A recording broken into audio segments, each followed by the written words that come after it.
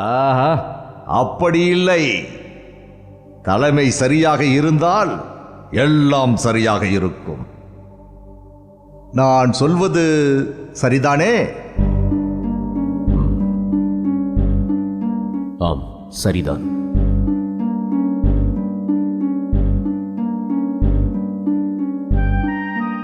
மதுரா தேசத்தில் பாண்டுவிற்கு பெண் எடுத்ததிலிருந்து சல்லியன் திரையே செலுத்தவில்லை, அப்படித்தானே? ஆம், அப்படித்தான். தம்பி, உறவுகள் வேறு, அரசியல் வேறு. இதில் நாம் கராராக இருக்க வேண்டும். நான் சக்கரவர்த்தியாக பொறுப்பேற்றதும் இந்த பொறுப்பற்ற நிலை இருக்கக்கூடாது. விதுரா, நல்ல நேரத்தில் நீ வந்தாய். ஏன் வந்தாய் என்று சொல்லவே இல்லையே? அதிகாலையிலிருந்து தாங்கள் உணவு அருந்தவில்லை என்று கேள்விப்பட்டேன். அதற்காக தான் தங்களை அழைக்க வந்தேன். உணவு?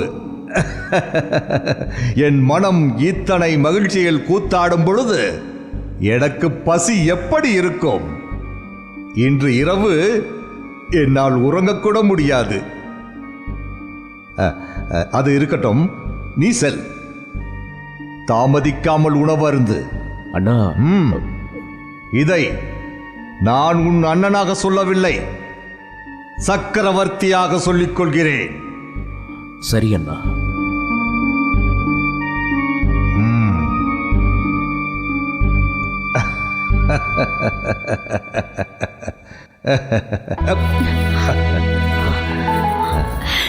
காந்தாரி, நடந்ததை கவனித்தாயா? மிக்க மகிழ்ச்சியாக இருக்கிறது.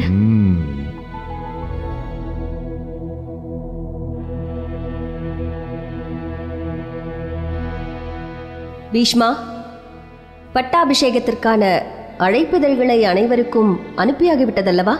அனைவருக்கும் அனுப்ப உத்தரவிட்டிருக்கிறேன். பரசுராமர், வசிஷ்டர், வியாசர் என அனைத்து யோகிகளும் முடிசூட்டு விழாவிற்கு வருகை தந்து அத்தினாபுரத்தை கௌரவிக்க வேண்டும். யோகிகள் அனைவரையும் நானே நேரில் சென்று அழைத்திருக்கிறேன். கவலை வேண்டாம். நம் பாண்டுவின் முடிசூட்டு விழா இந்த அத்தினாபுரமே வியக்கும் அளவிற்கு நடக்க வேண்டும். ஆமாம். அதற்கான 2 நிமிடம் பேசலாமா? என்ன விதுரா? பாண்டுவிற்கு தான் மகுடம் சூட்டப் போகிறோம் என்பதை அண்ணன் திருதராஷ்டிரனிடம் கூறிவிட்டீர்களா? அதற்கென்ன அவசியம் இப்போது? அவசியம் இருக்கிறது. தான் மகுடம் சூடிக்கொள்ளப் போகிறோம் என்று அவர் நினைத்துக் கொண்டிருக்கிறார். நினைப்பது மட்டுமில்லை, அதில் உறுதியாகவும் இருக்கிறார். நாளை தான் மகுடம் சூடப்போவதில்லை, பாண்டுதான் சூடப் போகிறார் என்ற விஷயத்தை அவர் அறிந்தால் அதை அவர் எப்படி ஏற்றுக்கொள்வார் என்பதை என்னால் நினைத்து கூட பார்க்க முடியவில்லை. அவன் சாஸ்திர சம்பிரதாயங்களை நன்கு அறிந்தவன் தானே. அவனுக்கு எப்படி திடீரென்று இப்படி ஒரு ஆசை முளைத்தது? இளவரசர் திருதராஷ்டிரருக்கு திடீரென்று இன்று முளைத்த ஆசை அல்ல அது. அமைச்சரே, என்ன சொல்கிறீர்கள்? ஆம் ராஜமாதா, இளவரசரின் 8 வயதில் நடந்த சம்பவம் ஒன்று இன்றும் என் கண் முன்னே நிழலாடிக் கொண்டிருக்கிறது. அப்போதிருந்தே அவர் தன்னை சக்கரவர்த்தியாகத்தான் நினைத்துக் கொண்டிருக்கிறார். என்ன நடந்தது என்று சற்று விளக்கமாக சொல்லுங்கள் அமைச்சரே. பிதாமகர், என்னை மன்னிக்க வேண்டும். இளவரசரை பற்றி நான் தவறாக கூறுவதாக நீங்கள் எண்ண வேண்டாம். இளவரசரின் 8வது வயதில் அறியாமல் அவரது பெயரை சொல்லி நான் அழைத்து விட்டேன். அதற்காக எனக்கு கிடைத்த தண்டனையை இன்னும் என்னால் மறக்க இயலவில்லை.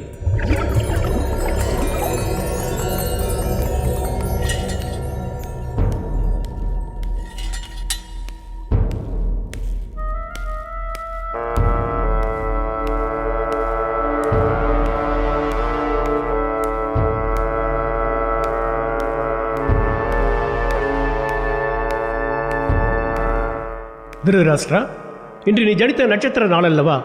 ஆகவேதான் உன்னை நான் வாழ்த்த வந்தேன். நீ நீடூழி வாழ என் வாழ்த்துக்கள். அமைச்சரே, நான் யார்? திருதராஷ்டிரன்.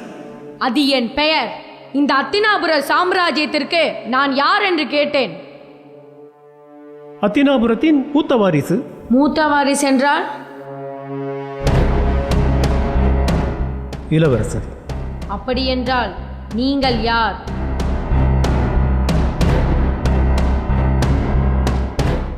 என்ன யோசனை? நான் கேட்டேனே, நீங்கள் யார்? அமைச்சர். ஒரு அமைச்சர் இளவரசரை எப்படி அழைக்க வேண்டும்?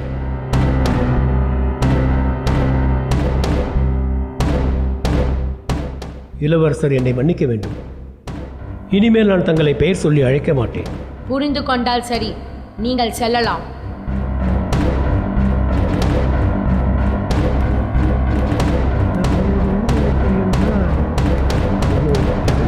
என்ன நடக்க போகிறதோ? யாரெங்கே? ஐயோ, முத்துமாலை இறந்து விட்டதே. யாரெங்கே? அமைச்சரான நீங்கள் இளவரசருக்கு இந்த சேவையை கூட செய்ய மாட்டீர்களா என்ன? செய்வேன் இளவரசி. அப்படியானால் செய்ய வேண்டியதுதானே?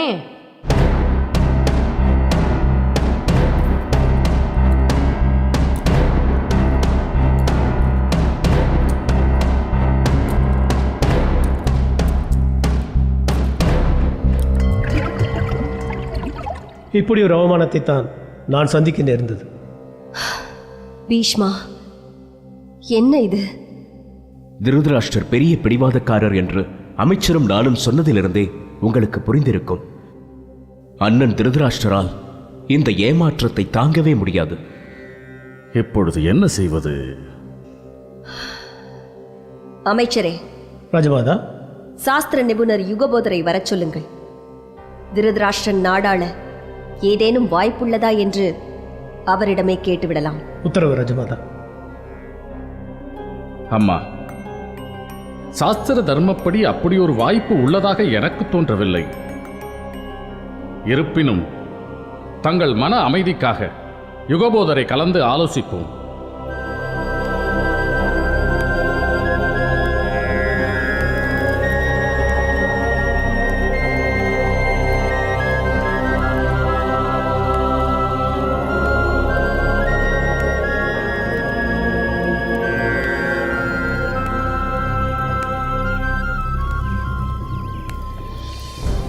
ராஜமாதாவிற்கு வணக்கம். வாருங்கள். பீஷ்ம பிதாமகருக்கும் வணக்கம். விதுரரும் என் வணக்கத்தை ஏற்றுக்கொள்ள வேண்டும். வரவேண்டும் யுகபோதரே, வந்து இப்படி அமர வேண்டும். அமருங்கள். தங்களின் வருகைக்காகத்தான் நாங்கள் காத்திருக்கிறோம். அவசரமாக வரச் சொன்னதாக அமைச்சர் தெரிவித்தார். ஆம், நாளை அத்தினாபுரத்தின் சக்கரவர்த்திக்கு முடிசூட்டு விழா நடைபெறப் போகிறது என்று உங்களுக்கே தெரியும். இந்த நிலையில் நாங்கள் பெரும் குழப்பத்திற்கு ஆளாகி இருக்கிறோம். அதனால்தான் சத்திரிய தர்மங்களும் சாஸ்திரங்களும் நன்கு அறிந்த உங்களிடம் ஆலோசனை கேட்கலாம் என்று வரவழைத்திருக்கிறோம். பீஷ்மர் இருக்கும் பொழுது என்ன குழப்பம் என்று தெரிந்து கொள்ளலாமா? யுகபோதரரே, பாண்டுவிற்குத்தான் நாங்கள் பட்டம் சூட்ட ஏற்பாடு செய்திருந்தோம். ஆனால் திருதராஷ்டிரனோ தனது சிறு வயதிலிருந்தே தான் இந்த அத்தினாபுரத்தின் சக்கரவர்த்தி என்ற கனவுடனே வாழ்ந்து வருகிறான். அவன் அரியணை ஏற ஏதேனும் வாய்ப்பு உள்ளதா? ஆம், திருதராஷ்டிரனின் எண்ணம், செயல், லட்சியம் அனைத்துமே அத்தினாபுரத்தின் சக்கரவர்த்தி ஆக வேண்டும் என்பதிலேயே இருக்கிறது. இப்பொழுதுதான் நாங்களே அறிந்து கொண்டோம். ஆதலால் திருதராஷ்டிரன் சக்கரவர்த்தியாக முடிசூட்டிக் கொள்ள சாஸ்திரத்தில் ஏதாவது வழி இருக்கிறதா என்று தாங்கள்தான் கூற வேண்டும். நிச்சயமாக திருதராஷ்டிரருக்கு விருப்பம் இருக்கலாம். ஆனால் சாஸ்திரமும் சத்திரிய தர்மமும் அதை அனுமதிக்க வேண்டுமே.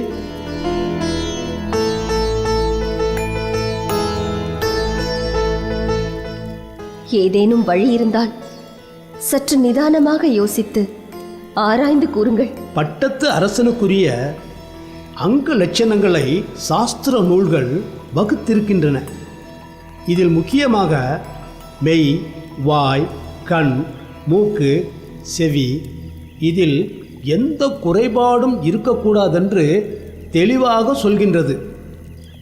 திருதராஷ்டிரரோ பிறவிலே பார்வையற்றவர். அவரால் எப்படி அரசராக முடியும்?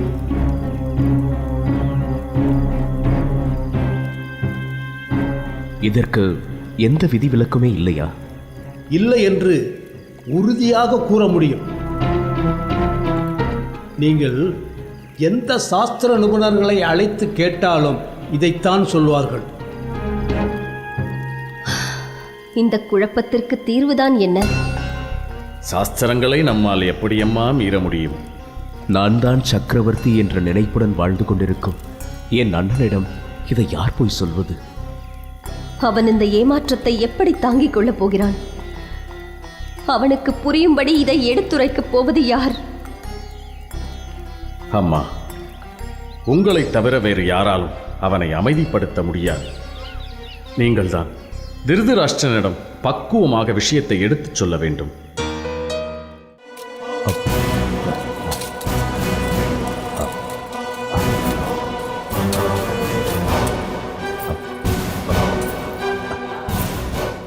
இளவரசி,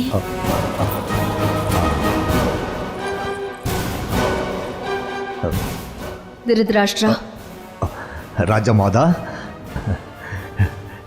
நீங்களே வந்து விட்டீர்கள். நான் உங்களை பற்றி தான் நினைத்துக் கொண்டிருந்தேன். நான் இந்த அத்தினாபுரத்துக்கு சக்கரவர்த்தியாக ஆவதை கண்டு உங்களைத் தவிர வேறு யாரு மகிழ்ச்சி கொள்ள முடியும்? ராஜமாதா, இந்த மணிமகுடத்தில் நான் எப்படி இருக்கிறேன்? அத்தினாபுரத்து சக்கரவர்த்தியாக உங்கள் கண்களுக்கு நான் தெரிகிறேனா? ராஜமாதா, என்ன அமைதியாக இருக்கிறீர்கள்? இந்த கோலத்தில் என்னை கண்ட உங்களுக்கு ஆனந்தத்தில் பேச்சே வரவில்லையா? திருதராஷ்டிரா, அதை ராஜமாதா, இந்த மாலைகள் எத்தனை அழகாக இருக்கும், என்ன நிறத்தில் இருக்கும் என்று எனக்கு தெரியாது. அதை நீங்கள் தான் சொல்ல வேண்டும். இந்த மாலைகளை அணிந்திருக்கும் பொழுது இந்திரன் போல் இருக்கின்றேனா? சொல்லுங்கள் ராஜமாதா, நான் எப்படி இருக்கிறேன்? மன்மதன் போல இருக்கிறாய். எனது கண்ணே பட்டுவிடும் போல இருக்கிறது என் செல்வமே.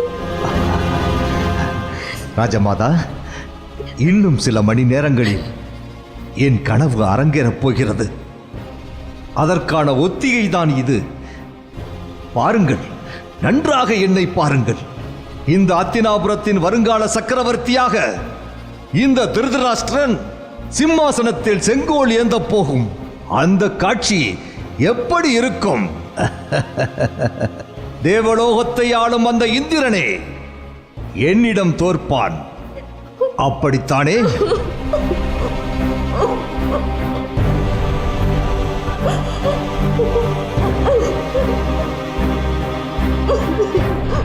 ராஜமாதா, ஆனந்த பெருக்கினால் எனக்கும் அழுகை பேரிடுகிறது.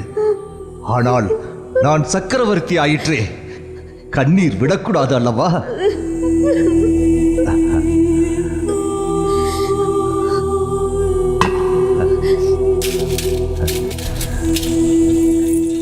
ராஜமாதா, இந்த மாலைகள் எப்படி இருக்கின்றன? திருதராஷ்டிரா, சற்று பொறு. பாண்டவருக்குத்தான் பட்டம் சூட்டப் போகிறோம்.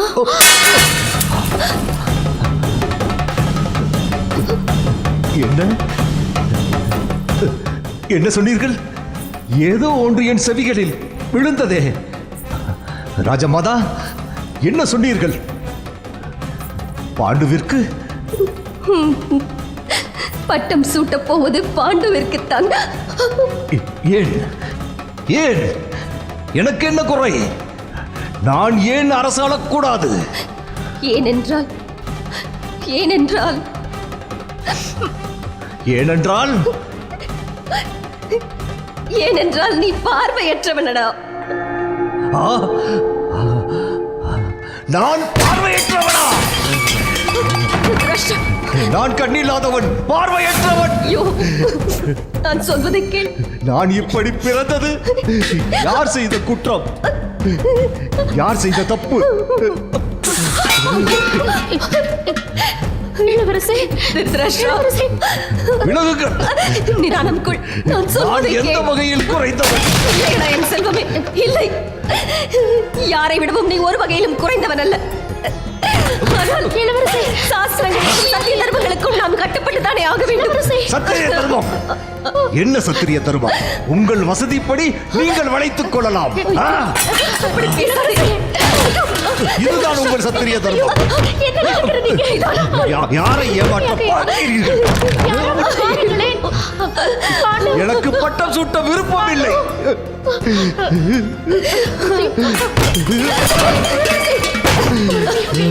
விலகுங்கள், யாரும் வர நான் வேண்டாம். சொல்வதை கேளுடா. ஐயோ, எல்லாம் போய்விட்டது. சாஸ்திர நிபுணர்களிடம் கலந்து ஆலோசித்து தான் நாங்கள் இந்த முடிவிற்கு வந்தோம்.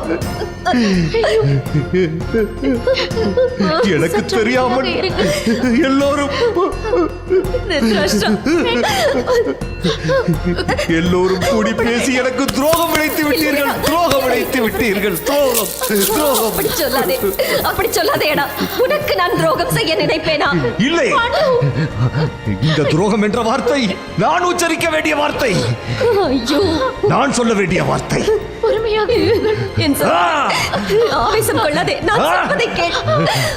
உனது சந்ததிகள் தான் நாளை நாடாள போகின்றன. பிள்ளைகள், என்னை ஏமாற்றியது போதாதா உங்களுக்கு?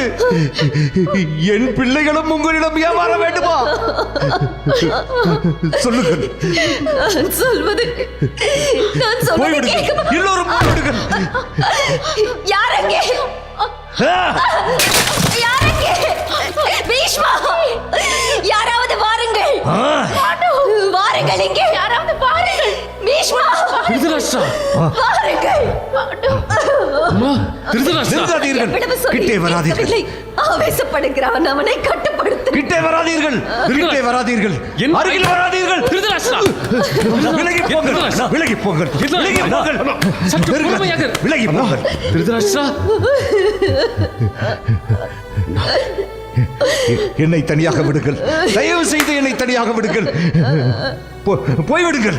எல்லோரும் போய்விடுங்கள். எல்லோரும் இங்கிருந்து போய்விடுங்கள்.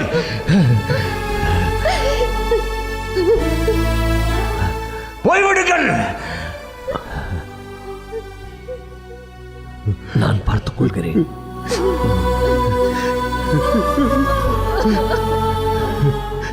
போய்விடுங்கள். ஐயோ, போய்விடுங்கள்.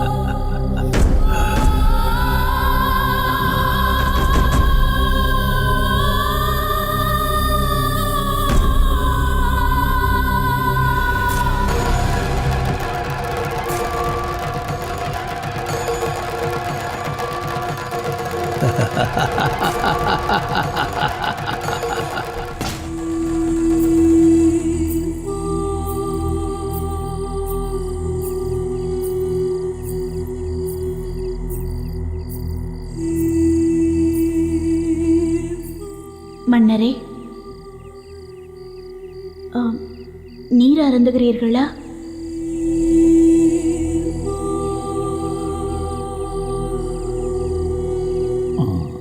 தங்களுக்கு பசிக்கிறதா? உன்ன ஏதேனும் எடுத்து வரட்டுமா? அத்தினாபுர சக்கரவர்த்திக்கு அடியேனின் பணிவான வணக்கங்கள். பட்டத்து ராணியார் குந்தி தேவிக்கும் வணக்கங்கள். என்ன சகுனி, வணக்கம் சொல்லும் நேரமா இது? 56 தேசத்து சக்கரவர்த்திக்கு வணக்கம் சொல்ல நேரமேது, காலமேது? அந்த விஷயத்தை சொல்லுங்கள். நானே மிகவும் குழம்பி போயிருக்கிறேன். திருதராஷ்டிரர் என் அக்காளின் கணவர்தான். ஆனாலும் அவர் செய்தது நியாயம் என்று நான் கூற மாட்டேன்.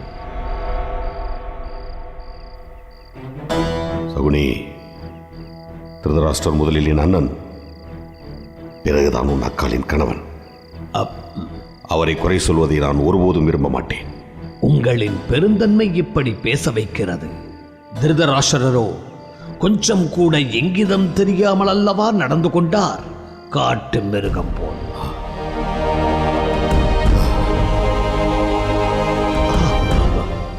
இன்னொரு முறை என் அண்ணனை பற்றி தரக்குறைவாக பேசினால் உன் கழுத்தில் தலை இருக்காது. ஜாக்கிரதை.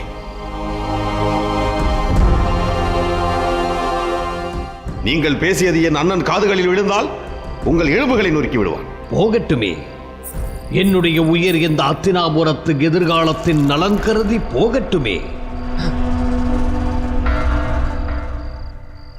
என்னதான் சொல்ல வருகிறீர்கள்? சக்கரவர்த்தியான நீங்களோ உங்கள் அண்ணன் மேல், அவரோ உங்களின் அன்பை புரிந்து கொள்ளவில்லையே என்ற வருத்தத்தில் அப்படி பேசிவிட்டேன். தவறாக பேசியிருந்தால் என்னை மன்னித்து விடுங்கள். நான் கிளம்புகிறேன். சவுடி, சற்று நில்லுங்கள். நான் உங்களை வேற்று மனிதராக நினைக்கவில்லை. எதையோ சொல்ல வந்தீர்கள், சொல்லாமலே திரும்புகிறீர்கள். சிக்கிவிட்டார். எதற்கு மன்னா? நானோ வெகுளி. வெளுத்ததெல்லாம் பால் என்று நம்பிவிடுவேன். நான் எதையாவது சொல்ல போய் நீங்கள் அதை தவறாக நினைத்து விட்டால் எதற்கு வம்பு? நான் கிளம்புகிறேன். நில்லுங்கள். நீங்கள் தாராளமாக என்னிடம் பேசலாம். என் அண்ணனை பற்றி நீங்கள் தவறாக பேசியதால் சற்று கடிந்து கொள்ள வேண்டியதாயிற்று, அவ்வளவுதான். உங்கள் அண்ணன் மீது தாங்கள் எத்தனை அன்பு வைத்திருக்கிறீர்கள், அதை பார்க்கும்போது எனக்கு கண்ணீரே வருகிறது.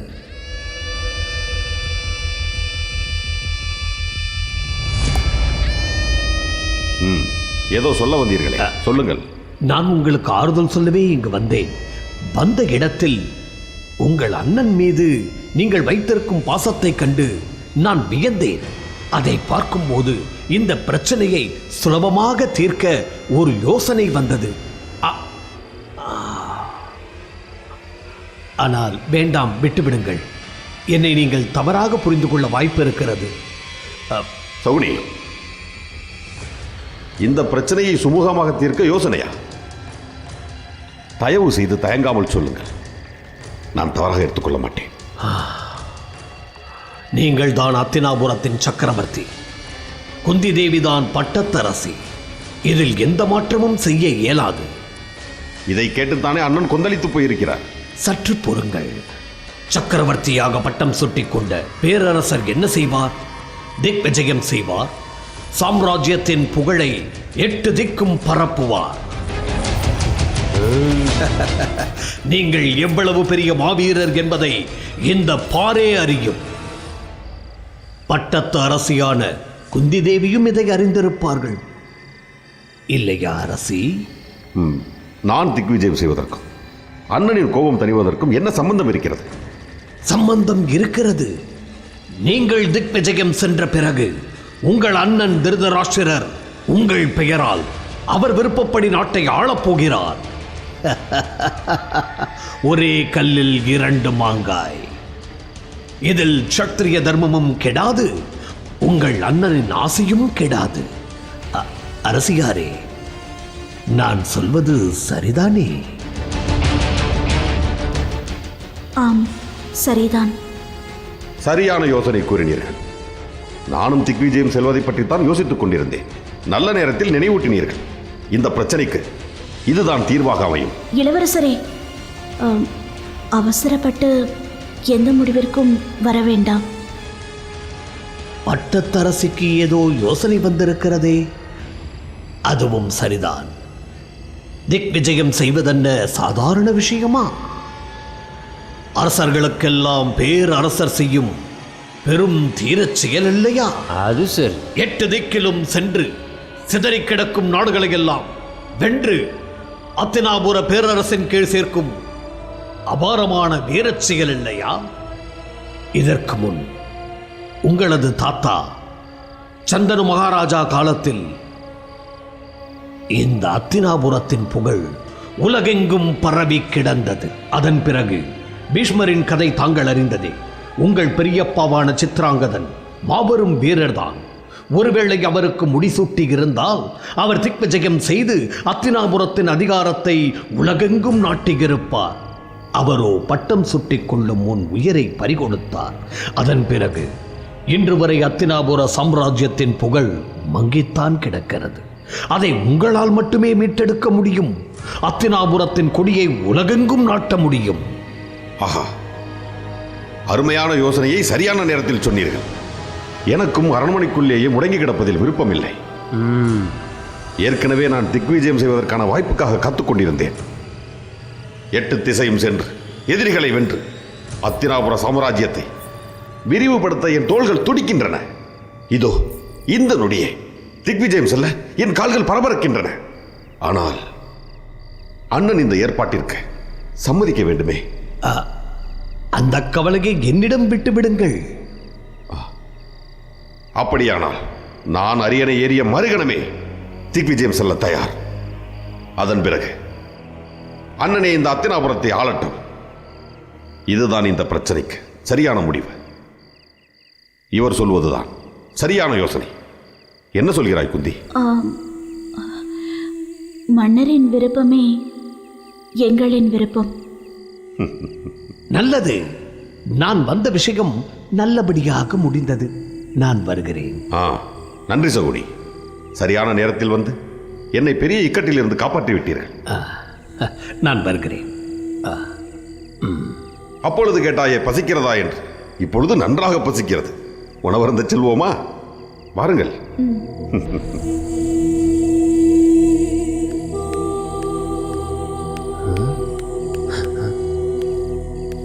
இளவரசே, என்ன இது? இப்படி ஒரு நல்ல யோசனையை சொல்லி பாண்டுவை அகில உலகிற்கும் சக்கரவர்த்தி ஆவதற்கு நீங்களே ஏற்பாடு செய்து விட்டீர்களே. என்ன சிரிப்பு! அவர் திக்விஜயம் சென்றால் பாண்டுவின் பெயர் பாரத வருஷ வரலாற்றில் பொன் எழுத்துக்களால் அல்லவா பொறிக்கப்படும். பாண்டுவின் பெயர் வரலாற்றில் பொன் எழுத்துக்களாலும் பொறிக்கப்படலாம். இல்லை, அவனை புதைத்த இடத்திலும் பொறிக்கப்படலாம். யார் கண்டது? எனக்கு ஒன்றும் புரியவில்லையே.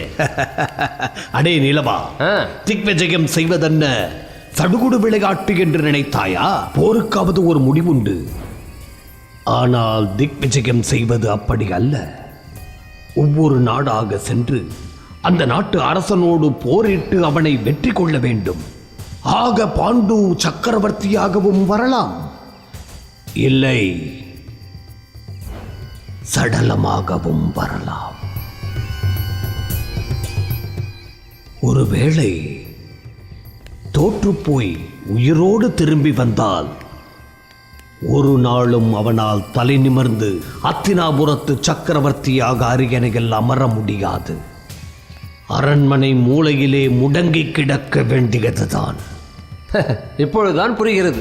அப்படியானால் பாண்டு இளவரசரின் உயிருக்கு உலை வைத்து விட்டு வந்திருக்கிறீர்கள். அப்படித்தான் வைத்துக் கொள்ள. என்ன ஒரு மூளை! அடுத்தவர்களை கெடுப்பதற்கென்றே யோசிப்பாரோ? நமக்கு எதற்கு?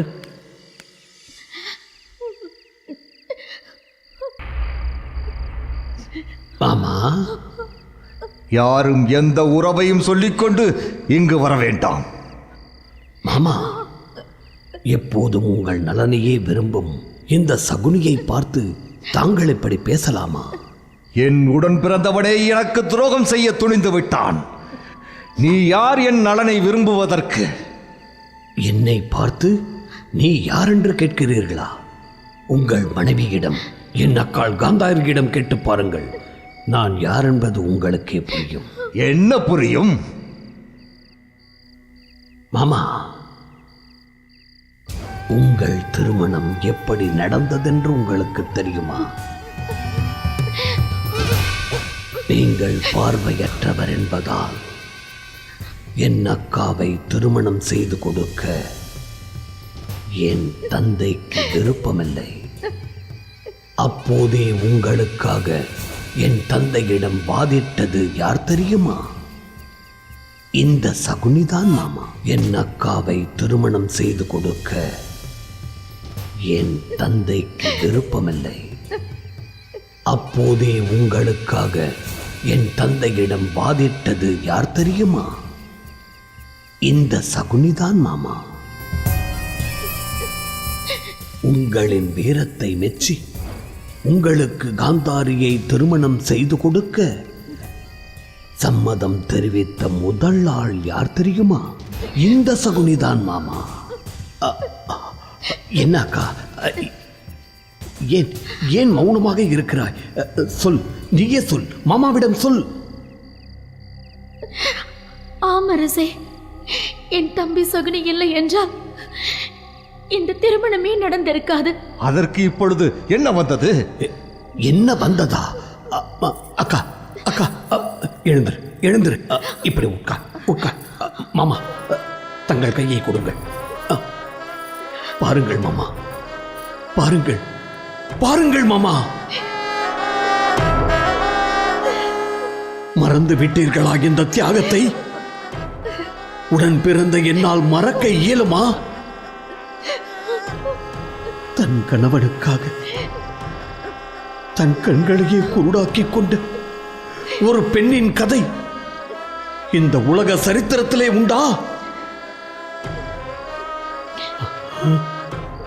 எழுந்திருக்கா, இப்படி அவன் அப்படி ஒரு பெரும் தியாகத்தை செய்தவள் இந்த காந்தாரி.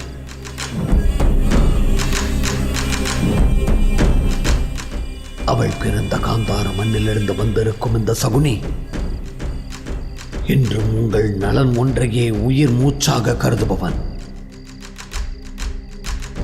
தன் உயிர் உள்ளவரை உங்கள் நலனுக்காகவே பாடுபடுவான்.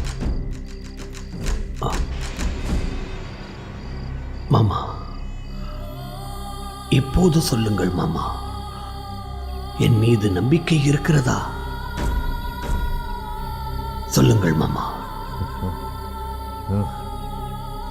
என் மீது உங்களுக்கு நம்பிக்கை இருக்கிறதா?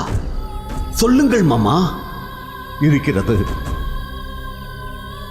உன் மீது நம்பிக்கை வைத்து இனி என்ன ஆகப் போகிறது?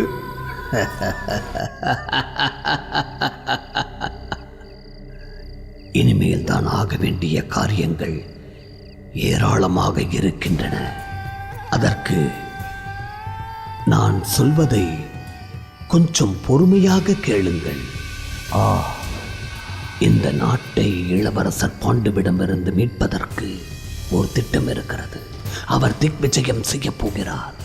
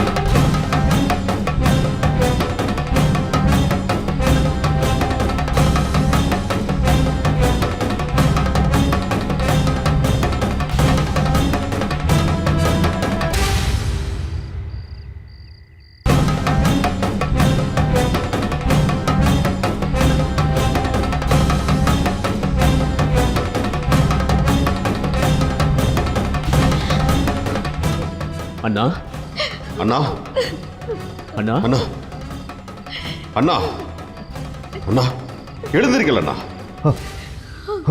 நடந்ததற்கு நான் உங்களிடம் மன்னிப்பு கேட்டுக்கொள்கிறேன்.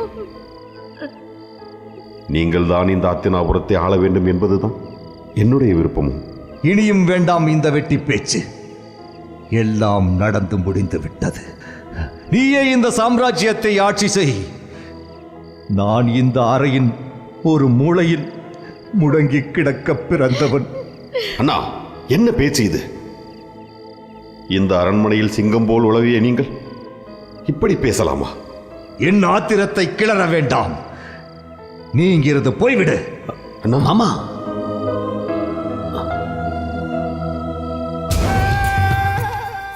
மாமா, சற்று பொறுமையாக இருங்கள். பாண்டு இளவரசர் உங்களை ஆட்சியில் அமர்த்த ஒரு திட்டத்தோடு தான் வந்திருக்கிறார். சகுனே, நீ என்ன சொல்லப் போகிறாய்? நீயும் உனது பங்கிற்கு என்னோடு விளையாடுகிறாயா? இல்லை அண்ணா, அவர் உண்மையைத்தான் சொல்கிறார். என்ன உண்மை? நாளை எனக்கு பட்டாபிஷேகம் நடக்க இருக்கிறது. அதுதானே பார்த்தேன். நீ உன் விஷயத்தில் குறியாக இருப்பாயே. மாமா, அவர் சொல்வதை தாங்கள் சற்று நிதானமாக கேளுங்கள். உங்களுக்காக அவர் நாட்டை துறக்கவே சித்தமாக இருக்கிறார். அதாவது உங்களிடம் ஆட்சியை ஒப்படைக்கவே அவர் இங்கே வந்திருக்கிறார் என்கிறேன். ஆமண்ணா, சகுனி சொல்வது முற்றிலும் உண்மை. பட்டம் சுட்டும் விழா பெயருக்கு நடக்கட்டும். விழா முடிந்த மறுநாளே நான் திக்விஜயம் செய்ய முடிவெடுத்துள்ளேன். நீங்களே அரியணையில் அமர்ந்து ஆட்சி செய்யுங்கள். நானும் விதரனும் உங்கள் ஆட்சிக்கு என்றும் பக்கபலமாக இருப்போம். என் மீது தயவு செய்து வெறுப்பு கொள்ளாதீர்கள். ஆமண்ணா, நீங்கள் விரும்பாத எதையும் நாங்கள் என்றும் செய்ய மாட்டோம். பாண்டு சொல்வது சரிதான். அவர்களின் வேண்டுகோளை ஏற்றுக்கொள்ளுங்கள்.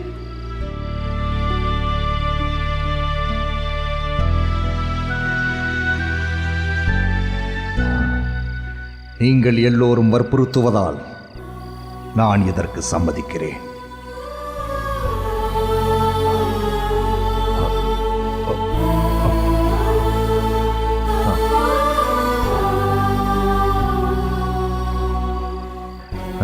பாண்டு, நீ நல்லவன், என் மீது பாசம் கொண்டவன் என்பதை நான் அறிவேன். ஆனால் என் வாழ்நாள் லட்சியத்தை எல்லோரும் சேர்ந்து ஒரு நொடியில் நொறுக்கி விட்டார்கள். அண்ணா, எனக்கு தெரியாமல் நடந்த இந்த ஏற்பாட்டை என்னால் சகித்துக் கொள்ள முடியவில்லை. அதனால்தான் ஆத்திரத்தை கட்டுப்படுத்த முடியவில்லை. மற்றபடி உன்மேல் தனிப்பட்ட முறையில் எந்த வெறுப்பும் எனக்கு கிடையாது. மகிழ்ச்சி அண்ணா. அண்ணா, என்னை மனதார ஆசீர்வதியுங்கள். அப்பொழுதுதான் தகித்துக் கொண்டிருக்கும் என் மனது ஆறும்.